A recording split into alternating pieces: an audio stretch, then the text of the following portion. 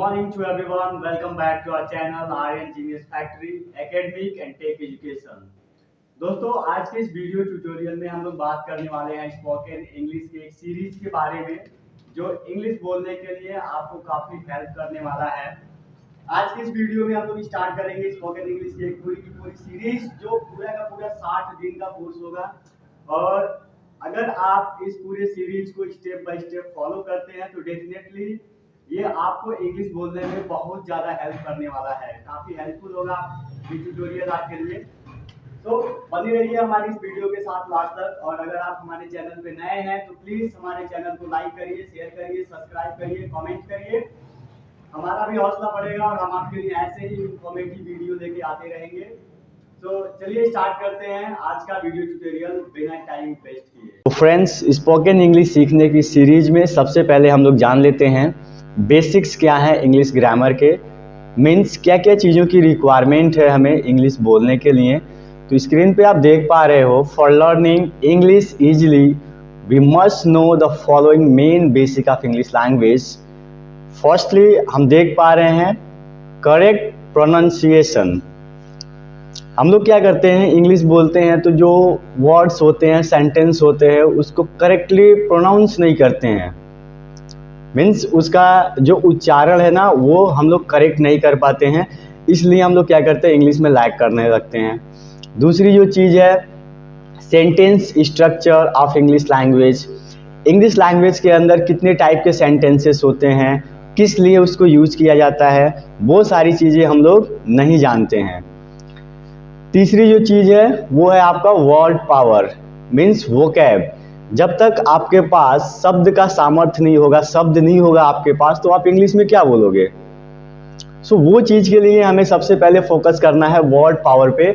हमारे पास अगर ज़्यादा से ज़्यादा वर्ड मीनिंग रहेगा, हम कोई भी टाइप के स्टेटमेंट को बोल सकते हैं। अगर हमारे पास वर्ड है उसको करेक्ट प्रोनाउंस करते हैं हम लोग, सेंटेंस का जो स्ट्रक्चर है वो हमें फॉर्म करने आता है, बनाने आता है, तो फिर इंग्लिश बोलने में कोई भी तकलीफ नहीं है।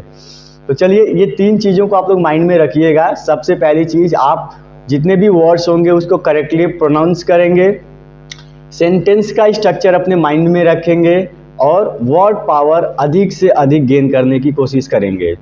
दोस्तों तो चलिए इन तीनों चीज़ों को आप लोग सीख लीजिएगा और ध्यान दीजिएगा, बाकी मैं आपको सिखाऊंगा भी। चलते हैं आगे और सीखते हैं हम लोग इंग्लिश लैंग्वेज को। तो आप देख पा रहे हो स्ट्रक्चर जो है, sentence structure in English language. So there are 4 types of sentence structure in English language. जो पहला स्ट्रक्चर हमारा है उसको हम लोग बोलते हैं असर्टिव। मैं बस इस वीडियो में आपको ओवरव्यू दे रहा हूँ। असर्टिव और डिक्लेरेटिव सेंटेंसेस। असर्टिव का मतलब क्या होता है, कथनवाचक, मीन्स जिस भी स्टेटमेंट के थ्रू कोई भी कथन कहा जाए उसी को हम लोग क्या बोलते हैं, कथनवाचक बोलते हैं या फिर असर्टिव सेंटेंस बोलते हैं। एक लाइन में आप ये बोल सकते हो, जब किसी के बारे में कुछ बताना हो, कहना हो, या फिर अपने ही बारे में कुछ बताना हो, जैसे मैं आपको पढ़ा रहा हूँ, so I am teaching to you, मैं अपने बारे में बता रहा हूँ कि मैं क्या कर रहा हूँ। जैसे इसमें आप एक सेंटेंस देख पा रहे हो, लिखा हुआ है he is an honest worker. यहाँ पे आप देख पा रहे हो he is an honest worker, तो हमें यहाँ पे दिखाई दे रहा है कि वो जो कर्मचारी है वो क्या है, ईमानदार है। इट मीन्स उसके बारे में बात की जा रही है। शी इज माई सिस्टर, वो कौन है, मेरी बहन है, तो मेरी बहन के बारे में बात हो रही है। या फिर कोई लड़की है उसको मैं बता रहा हूँ कि वो मेरी बहन है, उसके बारे में इंफॉर्मेशन दिया जा रहा है। तो जब भी किसी के बारे में बताना होगा, कहना होगा, अपने बारे में कोई चीज़ बताना होगा, तो आप समझ जाइएगा कि वो क्या है, असर्टिव सेंटेंस है। अगर आपको डिफिनीशन बताना है किसी को इंग्लिश में तो आप बता सकते हो, a sentence which make a statement, a sentence which makes a statement called as assertive sentence. दूसरा जो सेंटेंस का टाइप है, सेंटेंस स्ट्रक्चर हमारे पास है, वो है इंट्रोगेटिव सेंटेंस। अब ये इंट्रोगेटिव सेंटेंस क्या होता है, प्रश्नवाचक ऐसा स्टेटमेंट जिसके थ्रू हम लोग कोई प्रश्न पूछते हैं किसी से, उसी को हम लोग बोलते हैं इंटेरोगेटिव सेंटेंसेस। फॉर एग्जाम्पल आप देख पा रहे हो स्क्रीन पे, यहाँ पे लिखा हुआ है are you going to your office, क्या तुम अपने ऑफिस जा रहे हो। हम क्या कर रहे हैं, सामने वाले से क्वेश्चन पूछ रहे हैं कि तुम कहाँ पे जा रहे हो, ऑफिस में जा रहे हो कि नहीं जा रहे हो। दूसरा जो स्टेटमेंट है where do you live, where do you live, आप कहाँ रहते हो। हम किसी से क्वेश्चन पूछ रहे हैं जो हमारे सामने खड़ा है कि आप कहाँ के रहने वाले हो। तो फ्रेंड्स, जो भी स्टेटमेंट्स में क्वेश्चन पूछे जाएंगे उसको आप जान जाइएगा कि ये इंट्रोगेटिव सेंटेंस है। तीसरा जो स्टेटमेंट है that is imperative sentences. Imperative sentence क्या होता है, आदेशात्मक वाक्य, या फिर हम लोग इसमें ये भी बोलते हैं कि अगर रिक्वेस्ट भी किया जा रहा है तो उसको भी इंपरेटिव सेंटेंसेस के अंदर रखा जाता है। इंपरेटिव सेंटेंस का पहचान क्या होता है, इसमें कभी भी सब्जेक्ट ऑकर नहीं करता है, बिना सब्जेक्ट के ही ये जो इंपरेटिव सेंटेंस है उसको एड्रेस किया जाता है। सो आप ध्यान देंगे ये चीज को, जैसा कि यहाँ पे एक स्टेटमेंट लिखा हुआ है ऑलवेज ओबे योर पेरेंट्स, हमेशा अपने माता पिता के आज्ञा का पालन करो। हम किसी को सजेशन दे रहे हैं, या फिर आप कह सकते हो कि हम ऑर्डर कर रहे हैं डू नॉट लाफ, हंसो मत। हम किसी को ऑर्डर कर रहे हैं कि मत हंसो, डू नॉट लाफ। या फिर इसी में अगर हमें क्या करना है, रिक्वेस्ट करना है। सो हम अगर मान लीजिए कोई हमारे सामने है और उसको हम रिक्वेस्ट करना चाहते हैं कि मत हंसिए, आपका काम अगर डिस्टर्ब हो रहा है, तो आप वहाँ पे बोल सकते हो do not laugh please, do not laugh please, हंसिए नहीं आप लोग, क्योंकि आपका काम क्या हो रहा है, डिस्टर्ब हो रहा है। दूसरी चीज़ क्या है कि अगर हम किसी को और रिक्वेस्ट करना चाहे, किसी से कोई चीज़ मांगना है, तो आप बोल सकते हैं can I have a glass of water please, can I have a glass of water please, क्या मैं एक गिलास पानी, क्या हमें एक गिलास पानी मिल सकता है। या फिर please give me your pen, please give me your book, ऐसा आप लोग अक्सर स्कूल कॉलेज में बोलते होंगे। सो जो ये रिक्वेस्ट वाले सेंटेंसेस होते हैं वो भी इंपरेटिव के अंदर आते हैं। डेफिनेशन अगर आपको बताना है किसी को इंग्लिश में तो आप बता सकते हैं, a sentence which express command और request, a sentence which express command और request is called as imperative sentence. Interrogative के लिए भी आप बता देंगे a sentence which ask a question, ऐसा सेंटेंस जो क्वेश्चन पूछता है उसी को हम लोग क्या बोलते हैं, इंट्रोगेटिव बोलते हैं। चौथा जो स्टेटमेंट का टाइप है वो है एक्सक्लामेटरी, विस्मयादिबोधक वाक्य।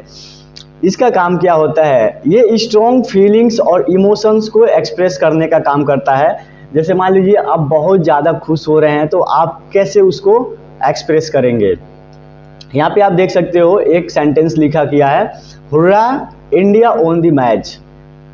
हुर्रा कब बोलते हैं हम लोग, अक्सर आप अगर गांव से हैं तो आपको पता होगा कि पहले हमारे गांव में जब आलू बोया जाता था तो जिसका खेत होता था अगर वो आलू खोद लेता था उसके बाद बोल देता था हुर्रा। सो हमें एक्चुअल में उसका वर्ड नहीं पता था, लेकिन हमें बहुत खुशी होती थी कि अब ये फ्री हो गया है। हम लोग जाते थे फावड़ा लेके तो 1 2 4 10 आलू लेके चले जाते थे बहुत खुश होकर के। तो जब हम एक्सट्रीम हैप्पी होते हैं तो हम लोग क्या करते हैं, हुर्रा वर्ड का यूज करते हैं, जो कि एक एक्सक्लामेटरी वर्ड है। और ये जो सेंटेंस आपको दिखाई दे रहा है स्क्रीन पे वो आपका एक एक्सक्लामेटरी सेंटेंस है, hurrah India on the match. Oh what a shot. अगर आप सरप्राइज हैं तो भी आप क्या करेंगे, इस तरीके के स्टेटमेंट को यूज कर सकते हैं, ओह व्हाट अ शॉट, क्या शॉट है।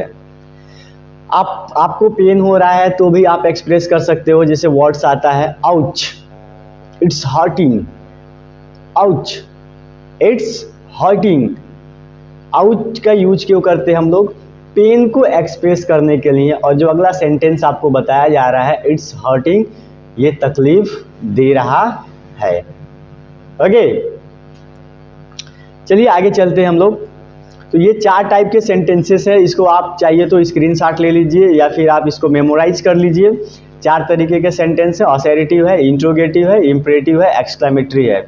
जिस स्टेटमेंट के थ्रू कोई कथन कहा जाए उसको असर्टिव बोलते हैं, जिस स्टेटमेंट के थ्रू कोई क्वेश्चन पूछा जाए उसको इंट्रोगेटिव बोलते हैं, जिस स्टेटमेंट के थ्रू किसी को आदेश किया जाए, किसी से रिक्वेस्ट किया जाए उसको इम्परेटिव बोलते हैं, और जिस स्टेटमेंट के थ्रू स्ट्रॉन्ग फीलिंग्स और इमोशंस को एक्सप्रेस किया जाए उसको हम लोग एक्सक्लेमेटरी सेंटेंस बोलते हैं।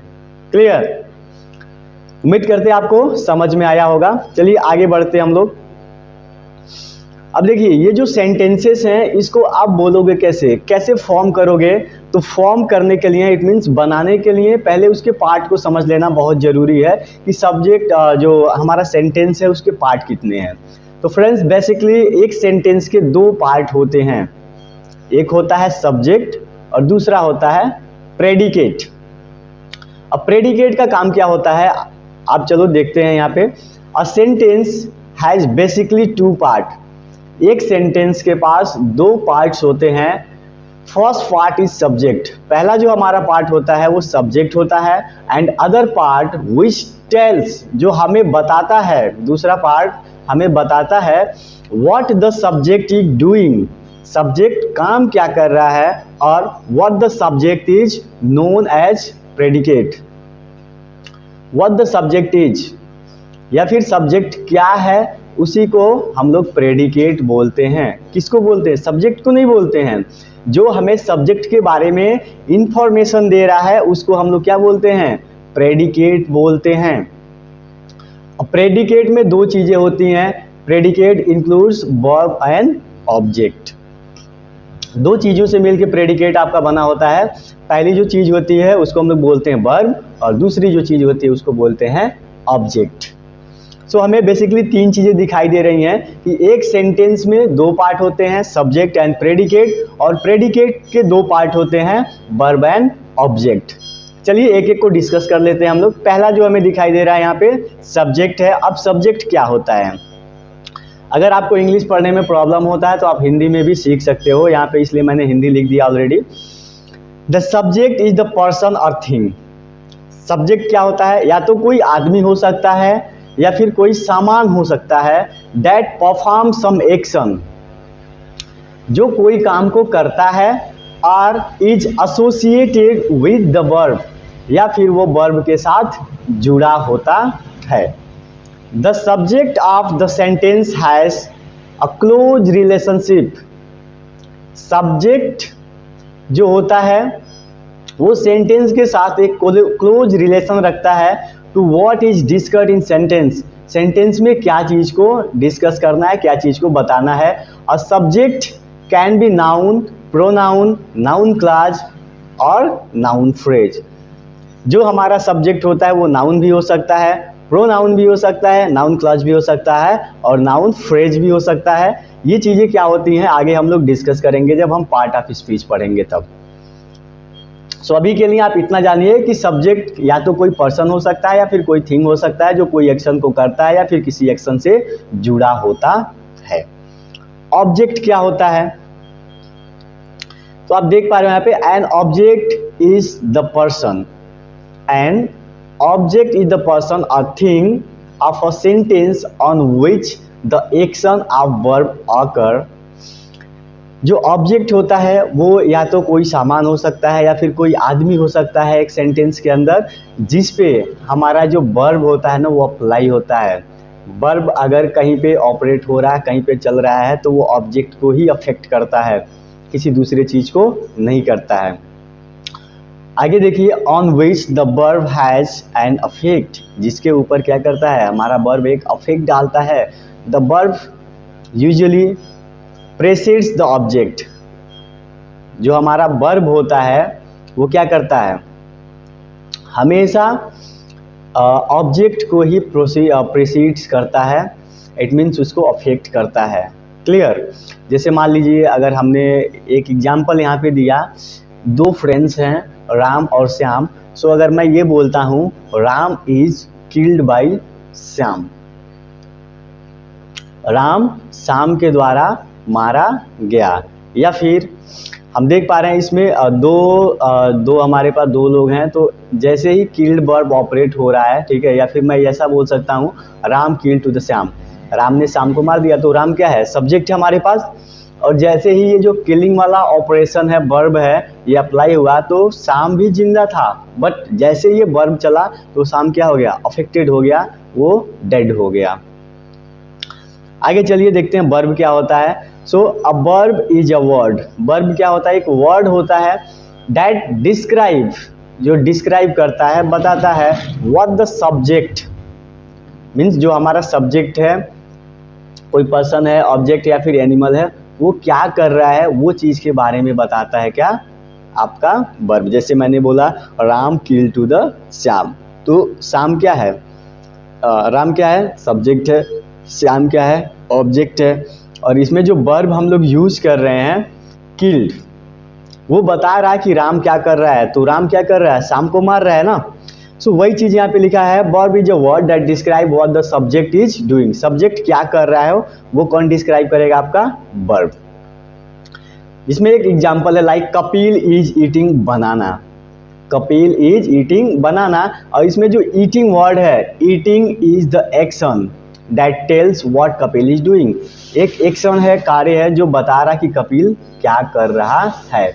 वर्ब शोज एक्शन, वर्ब आपका एक्शन को एक्सप्रेस करता है। So they are also called as action word. Verb को हम लोग एक्शन वर्ड भी बोलते हैं। Verb are mainly two types, दो तरीके के वर्ब होते हैं, helping verb and main verb. दो तरीके के वर्ब होते हैं, हेल्पिंग वर्ब और मेन वर्ब।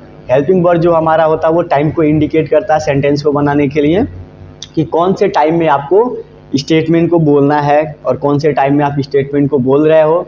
जो मेन वर्ब होता है वो आपका एक्शन वर्ड होता है, जो आपको ये बताता है कि हमारा सब्जेक्ट क्या कर रहा है। क्लियर, चलिए आगे बढ़ते हैं। Identification of subject, object, verb and predicate.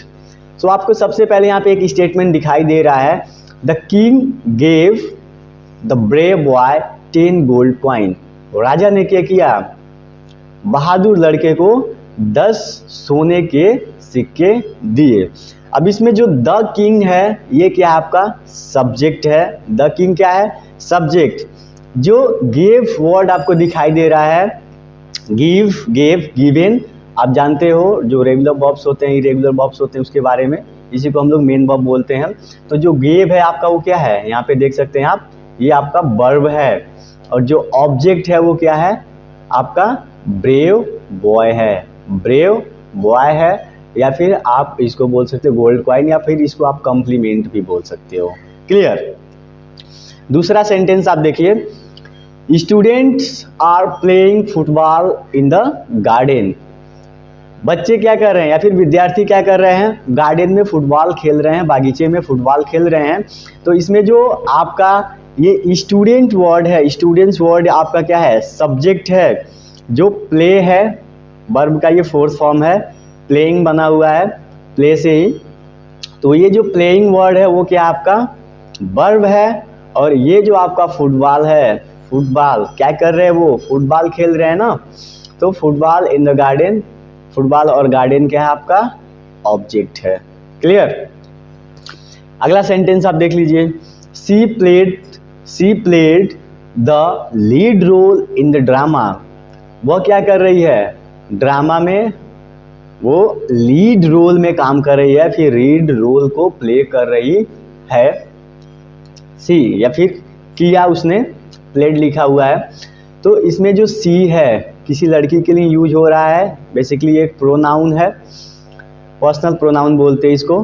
तो जो सी है आपका ये सब्जेक्ट है, हमने आपको पहले बताया था कि नाउन और प्रोनाउन सब्जेक्ट हो सकते हैं। और जो प्लेड यहाँ पे दिखाई दे रहा है आपको, जो प्लेड वर्ड है वो आपका वर्ब है, और जो लीड रोल है और ड्रामा है वो आपका क्या है, ऑब्जेक्ट है। He is working in a factory. कोई लड़का है या फिर कोई आदमी है जो किसी फैक्ट्री में काम कर रहा है। तो उसमें जो सेंटेंस में आपको ही दिखाई दे रहा है वो क्या है, आपका ही जो आपका है वो आपका सब्जेक्ट है। और ये जो आपका वर्किंग है, वर्क्ड, वर्किंग, वर्क्स, तो ये आपका वर्ब है, मेन वर्ब है। और फैक्ट्री जो है आपका क्या है, ऑब्जेक्ट है। क्लियर। प्रेडिकेट के बारे में यहाँ पे थोड़ा सा कुछ लिखा हुआ है, हम पढ़ लेते हैं। In a sentence other than the subject, subject के अलावा किसी भी सेंटेंस में everything is a predicate. Subject के अलावा जो भी चीज़ें बचती हैं वो क्या होती हैं, प्रेडिकेट होती हैं किसी भी सेंटेंस के अंदर। Predicate is verb plus object. Predicate क्या होता है, वर्ब और ऑब्जेक्ट का कलेक्शन होता है। In the first example the king, the king क्या है, आपका सब्जेक्ट है और इसके अलावा जितने भी यहाँ पे वर्ड्स बच रहे हैं, ठीक है, जितनी भी चीज़ें बची हैं वो क्या आपकी प्रेडिकेट हैं। So the king is subject and give the brave boy 10 gold coins is predicate. So उम्मीद करते हैं कि आपको ये चीज़ें समझ में आई होंगी कि सब्जेक्ट क्या है, ऑब्जेक्ट क्या है, वर्ब क्या है, प्रेडिकेट क्या है। मैं आपको ये चीज़ें इसलिए बता रहा हूँ कि क्योंकि अगर आपको सेंटेंस को फॉर्म करना है तो उस सेंटेंस के पार्ट को समझना बहुत ज़रूरी है। और होप सो कि आपको ये चीज़ें समझ में भी आ गई होंगी कि सब्जेक्ट क्या होता है, ऑब्जेक्ट क्या होता है, वर्ब क्या होता है, प्रेडिकेट क्या होता है। चलिए आगे बढ़ते हैं और अभी हम लोग बात कर लेते हैं हेल्पिंग वर्ब के बारे में। हम लोग बात कर लेते हैं हेल्पिंग वर्ब के बारे में कि हेल्पिंग वर्ब क्या होता है। तो दोस्तों आप देख सकते हो यहाँ पे helping verb are verb that are used together with the main verb of a sentence to express an action, state, quality और nature। जो helping verb होता है वो क्या होता है, verb होता है, उसको हम लोग यूज करते हैं main verb के साथ किसी भी सेंटेंस में एक्सप्रेस करने के लिए किसी के एक्शन को या फिर स्टेट को, अवस्था को, क्वालिटी को या फिर नेचर को। They support the main verb to form a sentence structure according to the tense। Main काम इसका यही होता है कि ये सपोर्ट करते हैं सेंटेंस के स्ट्रक्चर को बनाने के लिए अकॉर्डिंग टू टेंस। टेंस का मतलब क्या होता है दोस्तों, टेंस का मतलब होता है टाइम। सो अगर आप कोई भी स्टेटमेंट बोल रहे हो तो आप पर्टिकुलर टाइम में ही बोलते हो और आपको पता है कि टाइम को 3 पार्ट में कैटेगराइज किया गया है, 3 कैटेगरी में, प्रेजेंट, पास्ट एंड फ्यूचर। अगर मुझे ये बोलना है कि मैं घर जा रहा हूँ या फिर मैं घर जा रहा था, मैं घर जाऊँगा, तीनों सेंटेंस में घर जाने की बात हो रही है, तो आप इसको इंग्लिश में कैसे डिफ्रेंशिएट करोगे, तीनों सेंटेंस को अलग अलग कैसे करोगे। सो उसके लिए आपको हेल्पिंग वर्ब की रिक्वायरमेंट होती है। जैसे मान लीजिए मुझे बोलना है कि मैं घर जा रहा हूँ, तो मैं बोलूँगा आई एम, जो कि टू बी है, प्रेजेंट के लिए काम करता है। ये प्रेजेंट कॉन्टिन्यूअस में इसका यूज करते हैं हम लोग, ये प्रेजेंट टाइम को इंडिकेट करता है। और अगर मैं ये बोलता हूँ मैं घर जा रहा था, so I was going to home बोलेंगे हम लोग, क्योंकि ये जो वाज एंड वर है वो आपका पास्ट टाइम को इंडिकेट करता है। और अगर मैं ये बोलता हूँ कि मैं घर जाऊँगा, so I will go to home, मैं घर जाऊँगा, ये हमारा फ्यूचर टाइम को इंडिकेट कर रहा है। सो मेन जो हमारा हेल्पिंग वर्ब का काम क्या है वो आप इसको आप देख के सीखिएगा, पढ़िएगा। जो हेल्पिंग वर्ब होता है सपोर्ट करता है मेन वर्ब को सेंटेंस को फॉर्म करने के लिए, सेंटेंस स्ट्रक्चर को बनाने के लिए टेंस के अकॉर्डिंग। क्लियर। जो मेन वर्ब्स है हमारे पास उसको भी 3 कैटेगरी में कैटेगराइज किया गया है, to be, to have and to do. To be में आपका आता है is, am, are, was, were, will and shall. To have में आपका हैज, हैव, हैड आता है और टू डू में आपका डू, डज और डिड आता है। इसके अलावा टेंस में और कोई दूसरी चीज़ यूज नहीं होती है दोस्तों। तो अगर आप ये 3 कैटेगरी को जानते हैं वर्ब के, तो आप इजीली कोई भी स्टेटमेंट को फॉर्म कर सकते हैं। आगे के ट्यूटोरियल में मैं आपको बताऊंगा कि to be, to have, to do का यूज करके कैसे हमें इजीली सेंटेंसेस फॉर्म करना है। अब ये भी सीख लेते हैं कि ये जो टू बी है, टू हैव है, टू डू है, इसको हम लोग क्यों यूज करते हैं। आप देख पा रहे हो यहाँ पे कि the meaning of to be is occur to, is occur to, sorry, the meaning of verb to be is to occur. जब कोई भी चीज होता है, आता है, होता है या फिर एग्जिस्ट करता है तो हम इसका यूज करते हैं। जैसे अगर हमें यहाँ पे सेंटेंस कोई बोलना है कि वह एक छात्र है, उसका एक अस्तित्व है ना, एग्जिस्टेंस है कि वो क्या है, कि स्टूडेंट है किसी कॉलेज का। सो ही इज अ स्टूडेंट, और इज किसके अंदर है, टू बी के अंदर है। ठीक, एज इट इज। दूसरा जो हमारे पास टू हैव है, इसमें आप देख पा रहे हो, इसमें लिखा हुआ क्या, the meaning of verb to have means to possess. Possess का मतलब क्या होता है? अधिकार, या फिर इसका एक और रीजन होता है रिलेशनशिप को भी ये डिस्क्राइब करता है। और आगे हम लोग अभी देखेंगे। Let's see the following examples. इसके लिए जो एग्जांपल्स हैं आप देख पा रहे हो, उसके पास 5 लैपटॉप है। सो उसका अधिकार है ना उस 5 लैपटॉप पे। He has 5 laptop. रिलेशन को भी डिस्क्राइब करता है। जैसे मैं ये बोलता हूँ आई हैव 2 ब्रदर, मेरे पास 2 भाई हैं, तो मेरा क्या है? एक रिश्ता है मेरे भाई के साथ, भाई भाई का एक रिश्ता है। तो जब भी रिलेशन और पोजीशन की बात होगी वहाँ पे आप वर्ब का टू हैव फॉर्म यूज करेंगे, और टू डू की जब भी बात होगी तो वहाँ पे एक्शन होगा, कोई ना कोई काम होगा। सो अगर मान लीजिए मैं किसी से बोलता हूँ कि आपके पापा क्या करते हैं, सो मैं क्या बोलूँगा? What does your father do. Means उसके पापा, किसी के भी पापा के बारे में बात हो रही है कि वो काम क्या करते हैं, क्या एक्शन करते हैं। सो अगर मैं आपसे ये पूछता हूँ कि मैंने आपको कल जो असाइनमेंट दिया था क्या आपने उसको कंप्लीट किया, सो मैं इंग्लिश में ऐसा बोलूँगा did you complete your assignment. क्या आपने अपना असाइनमेंट कंप्लीट किया? यहाँ पे क्या हो रही है? एक्शन की बात हो रही है। सो फ्रेंड्स, जब भी आपको टू बी टू हैव का याद आए, ठीक है, या फिर आपको कोई भी स्टेटमेंट फॉर्म करना हो, तो आप ये जानिएगा जो टू बी होता है हमेशा स्टेट, क्वालिटी और नेचर को एक्सप्रेस करने के लिए यूज किया जाता है। टू हैव जो होता है आपका वो रिलेशन और पोजीशन को एक्सप्रेस करने के लिए यूज किया जाता है, और टू डू आपका हमेशा एक्शन को एक्सप्रेस करने के लिए यूज किया जाता है। क्लियर? और ये जो सेंटेंसेस हैं आप इसको स्क्रीनशॉट लेके आप स्क्रीनशॉट ले लीजिएगा और इसको एक बार से अपने तरीके से इसको आप बनाइएगा।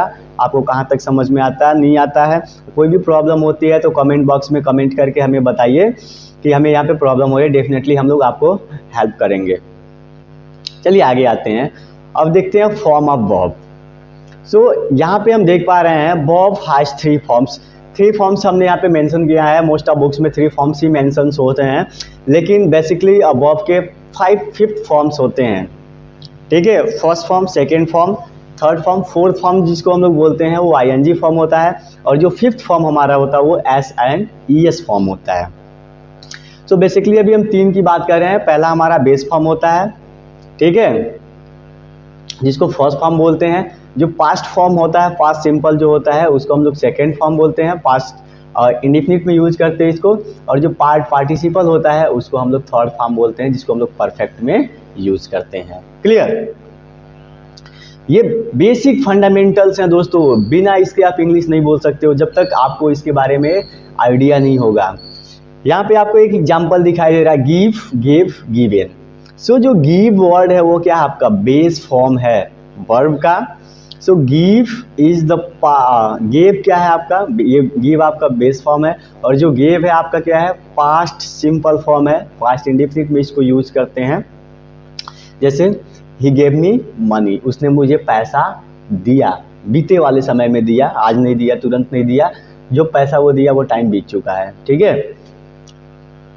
या फिर अगला जो इसका थर्ड फॉर्म है वो क्या है? गिवन है। ठीक है, गिवन इसका पार्टिसिपल फॉर्म है। So these 3 form are known as for second and third form of verb. यहाँ पे हमने कुछ एग्जाम्पल दे दिया है। जैसे यहाँ पे आप देख सकते हो, मीनिंग क्या है इसका? देना। गिव का मतलब क्या होता है? देना। ठीक है, फर्स्ट फॉर्म में इसको बोलते हैं देता है। जैसे वह उसको पैसे देता है, he gives, he gives him money, वो उसको पैसे देता है। उसने उसको पैसा दिया, उसने उसको पैसा दिया, he gave him money, past form हो गया। और दिया था, परफेक्ट में अगर बोलना है, so he has given him money, उसने उसको पैसा दिया था। ऐसे गो है, go, went, gone. Fourth form आपका going, fifth form goes. Guide, राह दिखाना, नेतृत्व करना। Guide, guided, guided, guiding, guides. Flee का मतलब होता है भाग जाना, दूर रहना। Flee, fled, fled, fleeing, flees. Okay, so ये वर्ब का भी आप फॉर्म समझ गए होंगे। आगे आते हैं, थोड़ा सा पार्ट ऑफ स्पीच के बारे में बात कर लेते हैं। पार्ट ऑफ स्पीच क्या होता है फ्रेंड्स? जो सेंटेंस आप बोलते हैं ना, उसके कितने पार्ट होते हैं। So basically part of speech में आपको वही चीज़ें बताई जाएंगी। और इसको थोड़ा सा आप फोकस करिएगा, क्योंकि अगर आपको पार्ट ऑफ स्पीच आता है तो फिर आपको कोई भी स्टेटमेंट बनाने में कोई भी प्रॉब्लम नहीं होगी। जो पहला चीज़ है इसमें आपको दिखाई दे रहा नाउन है। नाउन क्या होता है? एक वर्ड होता है, या फिर आप पिछली क्लास में छोटे थे तभी भी पढ़े होंगे। नाउन क्या होता है? नेम ऑफ प्लेस, पर्सन और थिंग। वही चीज़ इसमें भी लिखा है, noun is word use as name of person, place और थिंग। मीन्स किसी का जो नाम होता है, किसी जगह का ना, किसी व्यक्ति का नाम हो गया, किसी जगह का नाम हो गया, किसी सामान का नाम हो गया, वही क्या है? आपका नाउन है। ठीक। तो the word thing means anything. Thing का मतलब क्या है? Anything which we can think, जिसके बारे में हम सोच सकते हैं। Countable, uncountable, visible, invisible, touchable, untouchable, events, feeling, ETC, जो भी चीज़ें हैं। ठीक। जो भी चीज़ें हैं वो क्या हैं? नाउन्स हैं। जब भी हम किसी व्यक्ति विशेष के नाम के बारे में बात करेंगे, किसी जगह के नाम के बारे में बात करेंगे, किसी वस्तु के बारे में बात करेंगे, वही आपका क्या होगा? नाउन। जैसे आपको यहाँ पे दिखाई दे रहा है क्या एग्जाम्पल में? रेफ्रिजरेटर। फ्रिज का मतलब क्या होता है? रेफ्रिज, जमाना, जो जमाने वाला। आप घर में आपके फ्रिज होता है ना, वो क्या है? एक सामान है। बुक जो आप पढ़ते हो वो भी क्या है? एक सामान है। स्पीकर भी आपका क्या? सामान है। स्कूटर भी आपका सामान है। दिल्ली आपका क्या है? जगह है। जापान क्या है? जगह है। डॉक्टर कौन है? एक आदमी है। किंग, राजा कौन है? एक आदमी है। पर्सन है। मोहन भी एक पर्सन है। मंजुला भी। लाइन भी क्या है? पर्सन नहीं है, एनिमल है। ठीक है। और टाइग्रेस, ठीक है, टाइग्रेस, बर्ड्स, मंकी, फिश। ठीक। ये सब क्या है?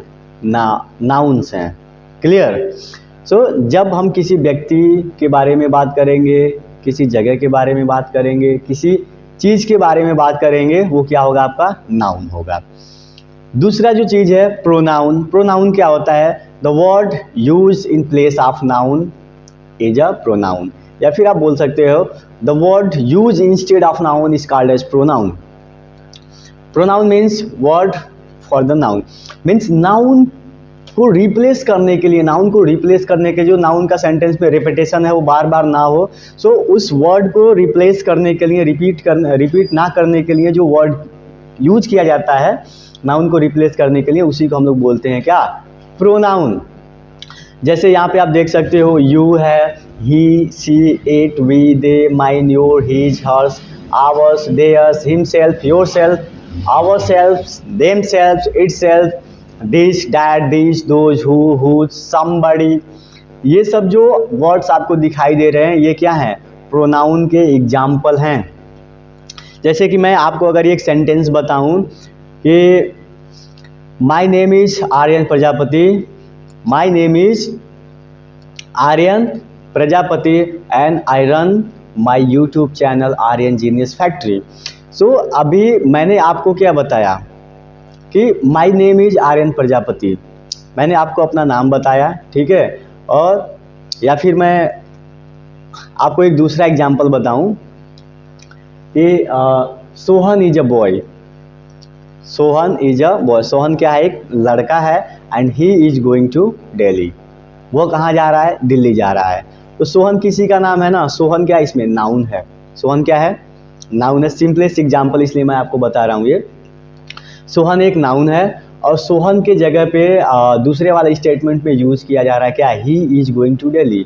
तो इसमें जो ही वर्ड है वो सोहन के जगह पे यूज़ किया जा रहा है। सोहन आपका नाउन है और इस नाउन को रिप्लेस करने के लिए जो वर्ड यूज़ किया गया है ही, वो आपका क्या है? प्रोनाउन है।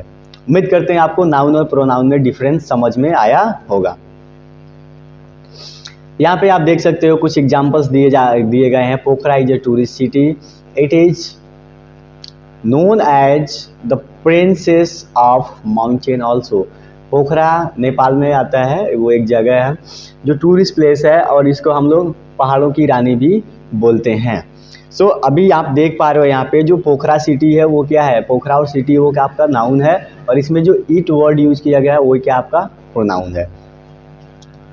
सालू हैज मोव्ड द फ्लोर हरसेल्फ। सालू ने आटा को खुद से गूथा। तो इसमें जो सालू है, सालू क्या है आपका? ये नाउन है। ठीक है। और जो हर सेल्फ इसमें वर्ड यूज किया जा रहा है वो क्या है? आपका प्रोनाउन है। सो दोस्तों इसमें बहुत सारे एग्जाम्पल्स आप इसको देखिएगा, ठीक है, और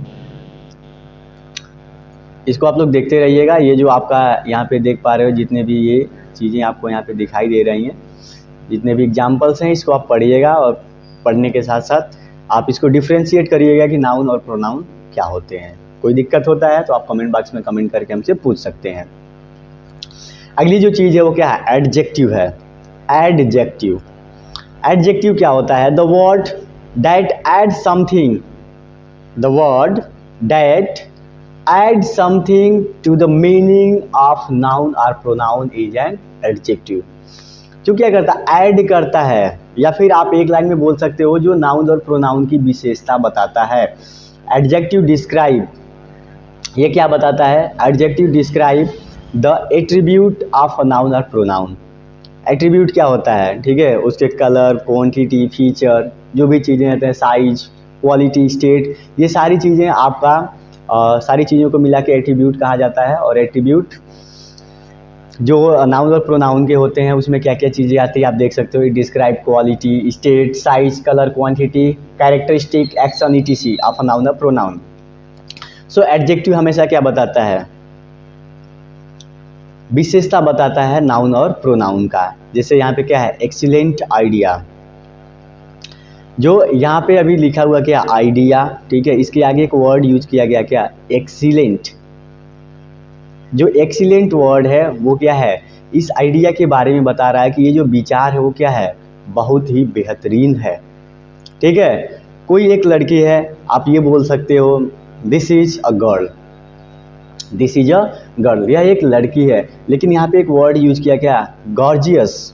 जो गॉर्जियस वर्ड है वो क्या है? उस लड़की को बहुत ही ज़्यादा खूबसूरत बनाने की कोशिश कर रहा है, ठीक है। मीन्स इसके एट्रीब्यूट को, इस गर्ल्स के एट्रीब्यूट को चेंज करने की कोशिश कर रहा है। गर्ल आपका क्या है? लड़की क्या है? नाउन है ना। सो ये जो नाउन है आपका, इस नाउन को ये जो गॉर्जियस वर्ड है एडजेक्टिव डिस्क्राइब कर रहा है कि लड़की क्या है? खूबसूरत है। बाल है, ठीक है, पिंक हेयर। अब पहले तो बाल नॉर्मल था, लेकिन जैसे यहाँ पे हमने एक वर्ड यूज किया पिंक कलर, इसका डिस्क्राइब कर रहा है कि ये बाल कैसे हैं? पिंक हैं।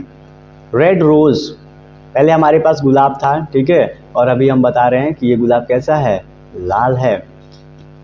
सो ये जो वर्ड्स आपको दिखाई दे रहे हैं इसमें आप देख सकते हो, यही क्या है? आपके एडजेक्टिव हैं जो आपके नाउन और प्रोनाउन की विशेषता को बताते हैं। उसका कलर क्या है, साइज क्या है, क्वांटिटी क्या है, कैरेक्टरिस्टिक क्या है, एक्शन क्या है। ओके, अगला हम लोग देखते हैं एडवर्ब। बहुत सारे ऐसे स्टूडेंट्स हैं जो एडजेक्टिव और एडवर्ब में कंफ्यूज हो जाते हैं। तो एक चीज आप ध्यान देंगे, इसमें लिखा ऐड, एडवर्ब। ऐड का मतलब क्या होता है? जोड़ना होता है ना।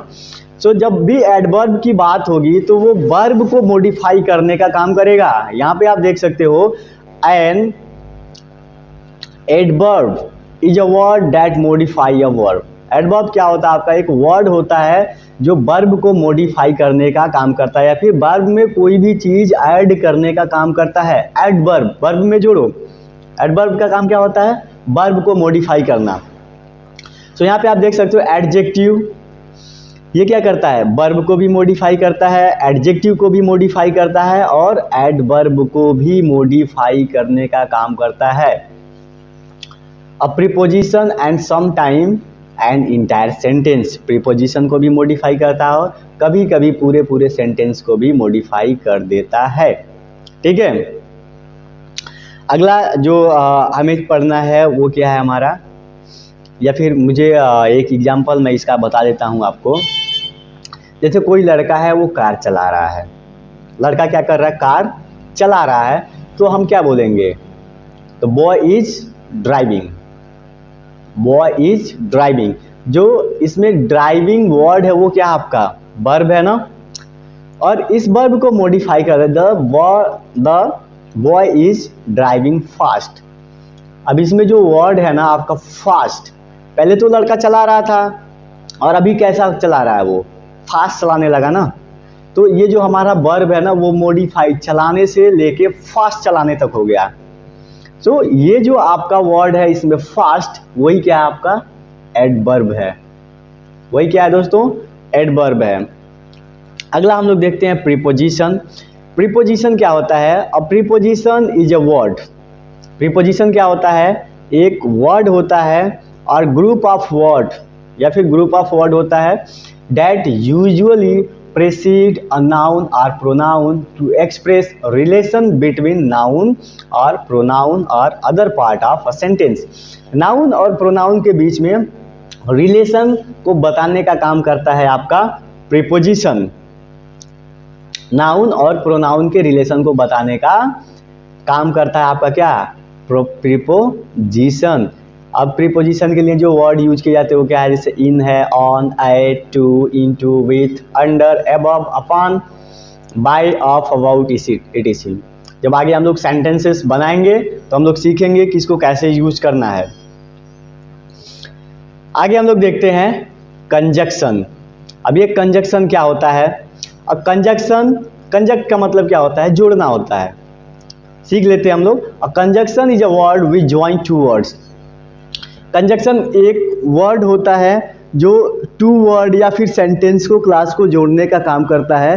Hence it is also called as connective और लिंकर कनेक्शन। इसको हम कनेक्टिव वर्ड भी बोलते हैं या फिर लिंकर वर्ड भी बोलते हैं। लिंक का मतलब भी क्या होता है? जोड़ना होता है ना। सो ये जो आपका कंजक्शन है वो जोड़ने का काम करता है। Let's look the following examples. देखते हैं हम लोग। यहाँ पे आपको एग्जांपल दिखाया है, Samar is an intelligent student, Samar is a gold medalist. दो सेंटेंस आपको दिखाई दे रहे हैं। पहला क्या है? Samar is an intelligent student. Samar क्या है? इंटेलिजेंट लड़का है, विद्यार्थी है। और दूसरा जो स्टेटमेंट है, Samar is a gold medalist, वो क्या है? गोल्ड मेडलिस्ट भी है। सो यहाँ पे आप देख पा रहे हो दूसरे वाली लाइन में एक वर्ड लिखा गया है जो है एंड। ये क्या कर रहा है? दोनों स्टेटमेंट को जोड़ने का काम कर रहा है। जैसे Samar is an intelligent student and he is a gold medalist. Samar intelligent है, इंटेलिजेंट स्टूडेंट है और वो क्या है? गोल्ड मेडलिस्ट है। तो इसमें जो एंड वर्ड है ना, वही आपका क्या है? कंजक्शन है। दूसरे स्टेटमेंट को, दूसरे एग्जाम्पल को देखिए आप। करण इज अ गोल्ड मेडलिस्ट। करण क्या है? गोल्ड मेडलिस्ट है। And Karan is unemployed today, और आज के डेट में वो क्या है? बेरोजगार है। सो करण इज गोल्ड मेडलिस्ट और इसमें जो वर्ड है आप देख पा रहे हो but, he is unemployed today. वो क्या है? अनएम्प्लॉयड है, अनएम्प्लॉयड है, बेरोजगार है। इसमें जो बट वर्ड है ये दोनों सेंटेंस को जोड़ने का काम कर रहा है। तो यहाँ पे बट क्या आपका? कंजक्शन है। क्लियर? आगे आते हैं हम लोग, देखते हैं interjection last. So interjection word convey sudden and strong emotion. जो चीज़ें अचानक से घटित होती हैं या फिर जो स्ट्रॉन्ग इमोशंस होते हैं, ठीक, वही चीज़ को एक्सप्रेस करता है आपका interjection. The exclamation mark is followed by the interjection word.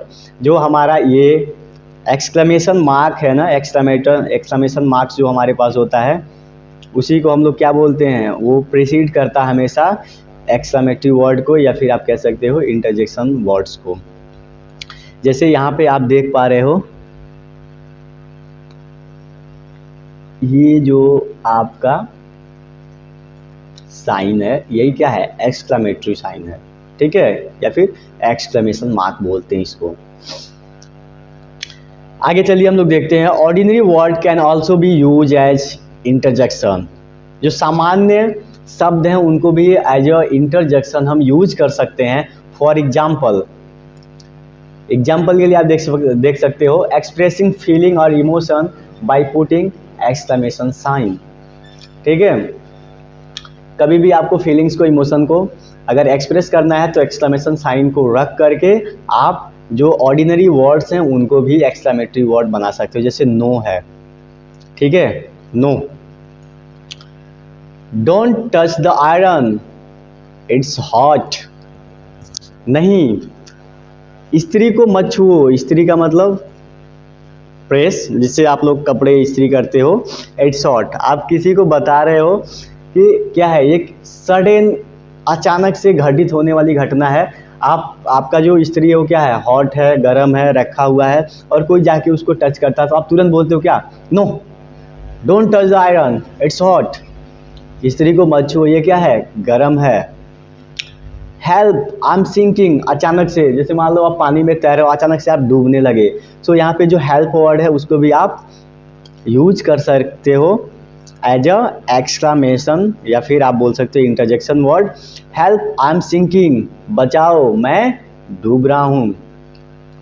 A list of interjection word are given below. Please learn it and use in your daily conversation. आप इसको यूज करेंगे और क्या करेंगे, आपका जो कन्वर्सेशन है रेगुलर का उसमें आप यूज करेंगे। ठीक है, वर्ड के आपके पास beautiful, bravo, fantastic, great, well done, ये सब जो वर्ड्स हैं आप इसको क्या करेंगे, यूज करेंगे। और भी लिस्ट हम आपको दे देंगे जब आगे हम लोग डिस्कस करेंगे। अभी आज ये हम लोग ओवरव्यू देख रहे थे, तो फ्रेंड्स हमने क्या क्या देखा इसमें, समरी हम एक बार देख लेते हैं। सबसे पहले हमने आपको सिखाया basics of English grammar, English grammar की क्या क्या बेसिक्स पार्ट हैं और इंग्लिश बोलने के लिए हमें क्या क्या चीज़ें चाहिए। तो मैंने आपको बताया कि ये 3 चीज़ें हमें हमारे लिए बहुत मायने रखती हैं। कभी भी कोई भी वर्ड बोलिए तो उसको आप करेक्ट प्रोनाउंसिएशन करिए, सेंटेंस का स्ट्रक्चर हमेशा माइंड में रखिए कि हमें क्या बोलना है, क्योंकि ये जो 4 टाइप के सेंटेंस स्ट्रक्चर हैं पूरी दुनिया में यही बोले जाते हैं टाइम के अकॉर्डिंग। वर्ड पावर आपके पास होना चाहिए, क्योंकि आपके पास अगर वर्ड नहीं होगा तो आप इंग्लिश नहीं बोल पाओगे। सेंटेंस का जो स्ट्रक्चर वो 4 टाइप का होता है, assertive, interrogative, imperative and exclamatory. Assertive में हम कोई भी कथन को बोलते हैं, कोई भी वाक्य को बोलते हैं। इंट्रोगेटिव में हम लोग क्या करते हैं दोस्तों, क्वेश्चन पूछते हैं। इम्परेटिव में क्या करते हैं, हम लोग आदेश देते हैं। और एक्सक्लेमेटरी में हम लोग स्ट्रॉन्ग फीलिंग और इमोशन को एक्सप्रेस करते हैं। प्रेडिकेट आपने देखा, सब्जेक्ट के अलावा सेंटेंस का जो भी पार्ट होता है बाकी बचा हुआ उसको हम लोग प्रेडिकेट बोलते हैं। सब्जेक्ट क्या होता है आपका, कोई पर्सन या थिंग हो सकता है जो कोई एक्शन को करता है या फिर किसी एक्शन से जुड़ा होता है। ऑब्जेक्ट क्या होता है, ये भी क्या होता है, पर्सन होता है, थिंग होता है जो अफेक्ट हो जाता है वर्ब के चलने के बाद, वर्ब के ऑपरेशन के बाद क्या होता है, अफेक्टेड हो जाता है। वर्ब क्या होता है, एक वर्ड होता है जो आपको बताता है कि जो हमारा सब्जेक्ट है, पर्सन है या फिर एनिमल है, थिंग है, क्या कर रहा है। ठीक, उसके बाद में हमने हेल्पिंग वर्ब के बारे में सीखा। जो हेल्पिंग वर्ब की कैटेगरी है वो 3 टाइप की है, to be, to have, to do. और फिर से हमने मेन वर्ब जो हमारा है, मेन वर्ब के फॉर्म को देखा। बेसिकली हमने 3 यहाँ पे मेंशन किया है और होते टोटल 5 हैं। तो यहाँ पे फर्स्ट, सेकंड, थर्ड फॉर्म, जो फोर्थ फॉर्म है आपका क्या है, आईएनजी फॉर्म है। फिफ्थ फॉर्म एसआईएस फॉर्म होता है। फिर आपने देखा नाउन, नाउन क्या होता है, name, a place, person, a thing. अगर किसी व्यक्ति की बात की जा रही है, किसी सामान की बात की जा रही है या फिर किसी चीज़ की बात की जा रही है, किसी सामान की बात की जा रही है या फिर किसी प्लेस की बात की जा रही है, तो वो क्या आपका नाउन होगा। प्रोनाउन क्या होते हैं, ऐसे वर्ड्स होते हैं जो नाउन के जगह पे यूज किए जाते हैं। फिर हमने आपको बताया एडजेक्टिव, एडजेक्टिव क्या करता है, नाउन और प्रोनाउन की विशेषता बताने का काम करता है। एडवर्ब क्या होता है, वर्ब को मॉडिफाई करने का काम करता है। और कंजक्शन क्या होता है, आपका कनेक्टिंग वर्ड होता है जो 2 सेंटेंस को, जो 2 वाक्यों को जोड़ने का काम करता है। इंटरजेक्शन क्या होता है, सडन या स्ट्रॉन्ग इमोशन को बताने का काम करता है।